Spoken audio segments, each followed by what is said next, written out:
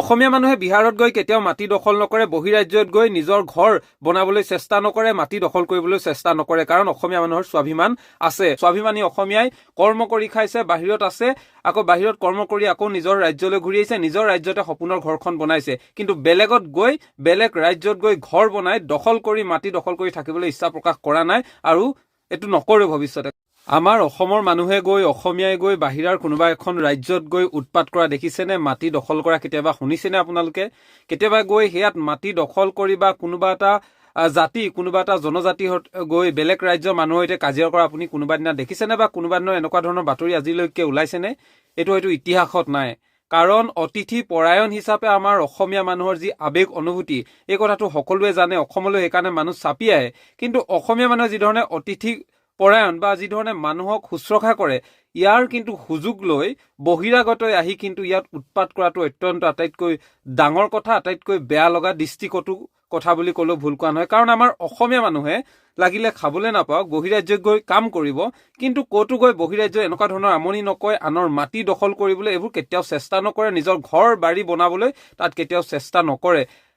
আমাৰ অসমত কিন্তু এনেকুৱা নহয়। আমাৰ অসমত এতিয়া বহিৰাগতৰ যি ধৰণৰ উৎপাত হৈছে, আমি নকওঁ, কাৰণ আমাৰ ইয়াত ইনাৰ লাইন পাৰ্মিটৰ ব্যৱস্থা নাই, ILP নাই, যিটো এতিয়া জাতীয়তাবাদী যুৱ ছাত্ৰ পৰিষদে ILP থকাটো বিচাৰি আছে।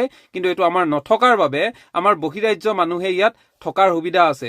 ন' ডাউট থাকিব পাৰিছে, একো নাই। কিন্তু ইয়াত মাটি বেদখল কৰি ইয়াতে থাকি আকৌ ইয়াৰ মানুহৰ ওপৰতে যদি নিজৰ উৎপাত দেখাবলৈ যায়, যিটো জাতি সংস্কৃতি, যিটো অসমীয়াৰ অস্তিত্ব আছে, এই অস্তিত্বক যদি আঘাত কৰিবলৈ যায়, তেনেহ'লে ইয়াতকৈ আৰু ডাঙৰ কথা কি হ'ব পাৰে? আমি কেতিয়াও কোনো গোষ্ঠীগত সংঘৰ্ষ, জাতিগত সংঘৰ্ষ আমি এইবোৰ নিবিচাৰো। কাৰণ অসমীয়া মানুহ আপোনালোকে নিশ্চয় চাওক, অসমীয়া মানুহৰ ইতিহাসত নাই অসমীয়া মানুহে কোনোবা বিহাৰত গৈ অন্যান্য যিসমূহ ৰাজ্য আছে ভাৰতৰ ৰাজ্যত গৈ মাটি দখল কৰি তাত থাকিবলৈ কেতিয়াও চেষ্টা কৰা নাই। স্বাভিমানী অসমীয়াই কৰ্ম কৰি খাইছে, বাহিৰত আছে, আকৌ বাহিৰত কৰ্ম কৰি আকৌ নিজৰ ৰাজ্যলৈ ঘূৰি আহিছে, নিজৰ ৰাজ্যতে সপোনৰ ঘৰখন বনাইছে। কিন্তু বেলেগত গৈ, বেলেগ ৰাজ্যত গৈ ঘৰ বনাই দখল কৰি, মাটি দখল কৰি থাকিবলৈ ইচ্ছা প্ৰকাশ কৰা নাই আৰু এইটো নকৰে ভৱিষ্যতে। কাৰণ অসমীয়া জাতিৰ স্বাভিমান আছে। কিন্তু বৰ্তমান সময়ত আমাৰ অসমত বহু বহিৰাগত আহি যিধৰণে সুবিধা লৈ আছে, মাটি দখল কৰি কৰি নিজৰ ঘৰ বনাই, নিজৰ সম্পত্তি বনাই আৰু ইয়াৰ জাতি জনগোষ্ঠীৰ ওপৰতে তেওঁলোকে ৰঙা চকু দেখাবলৈ লৈছে, এইটো কিন্তু অত্যন্ত পৰিতাপৰ বিষয়। আৰু এটা কথা ক'ব লাগিব, আমাৰ যিসকল নেতা, অসমৰ নেতাসকলে নিজৰ জাতিটোৰ কথা ভাবিব লাগিব। যিসকল এতিয়া মন্ত্ৰী, বিধায়ক হৈ আছে, তেওঁলোকে নিজৰ জাতিটোৰ কথা ভাবিব লাগিব। জাতীয় সত্তা শক্তিশালী কৰিবলৈ হ'লে তেওঁলোকে এইখিনি কথা কিন্তু প্ৰথমে ভাবিব লাগিব।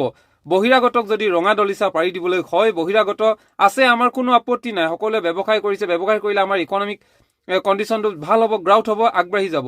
কিন্তু ইয়াতেই থাকি যদি